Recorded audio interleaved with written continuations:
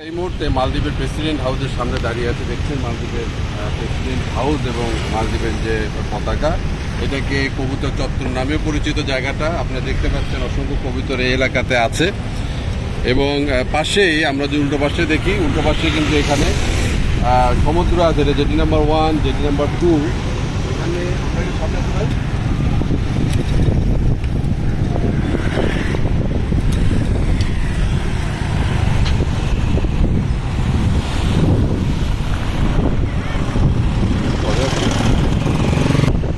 আমরা এখন jetty number 1-এ আসছি। এটা হচ্ছে একটু ভিআইপি জেটি আর কি। হ্যাঁ, যে মালদ্বীপের যারা ভিআইপিরা আসেন বা ধনকুবেররা আসেন, বড় ব্যবসায়ীরা আসেন, হ্যাঁ, তারা এখান থেকে বিভিন্ন ক্রুজ নিয়ে অন্যান্য যে সমস্ত দ্বীপগুলো আছে মালদ্বীপের বিভিন্ন দ্বীপে কিন্তু তারা ভ্রমণ করতে যান।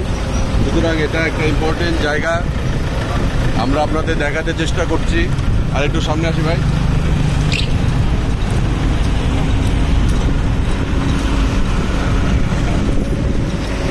কিন্তু এই